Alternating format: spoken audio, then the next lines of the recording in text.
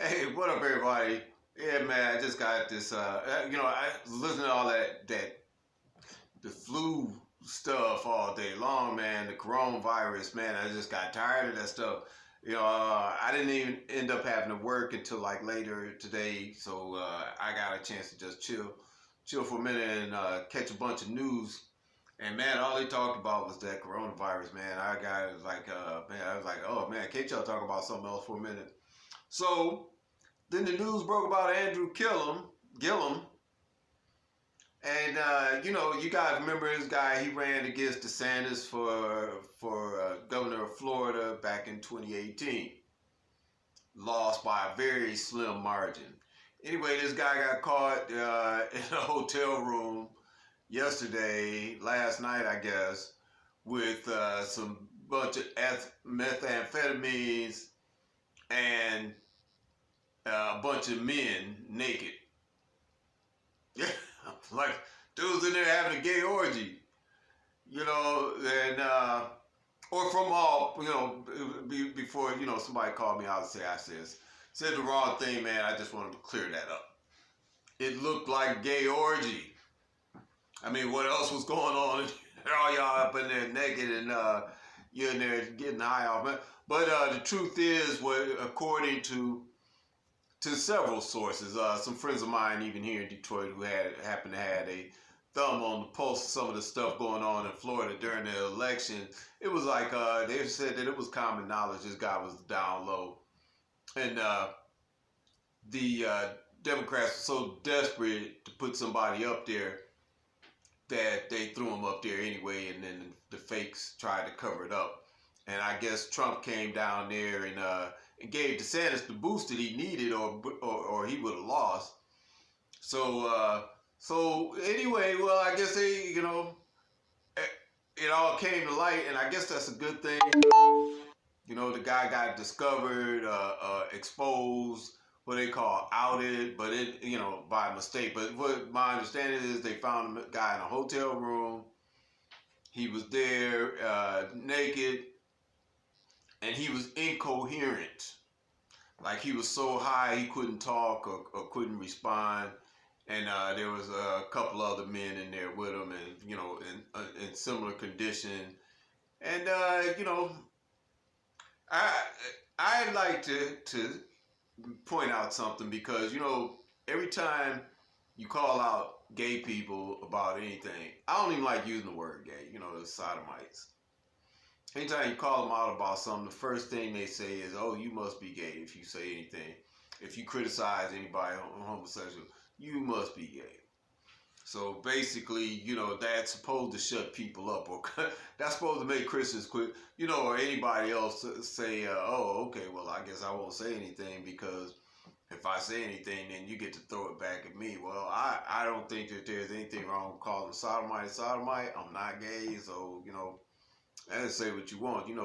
The thing is, what a lot of people, I don't think they really understand, is that it doesn't matter what people are saying.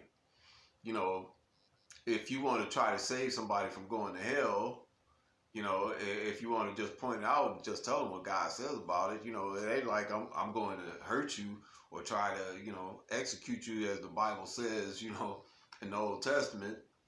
I don't have the authority to do that, and I don't know if I would really want to do it, or if I would even want the authority. And so the whole theory is, though, that your soul is condemned, and to me that lifestyle is really corrupt, not just because of what you do behind closed doors, but because of the influence that you pass and the spirits that you carry with you. Some people don't believe that if a man is taking, getting sex stuff done to him, he'll do something to a child. You better believe that.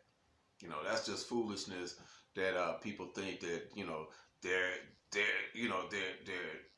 thing is just limited. It's really rigid, and they only do this. Most of those gay dudes will actually go with a chick. Will go with a woman. Most bisexual women, they'll say they're gay or whatever, but yeah, you ever see a gay couple of women?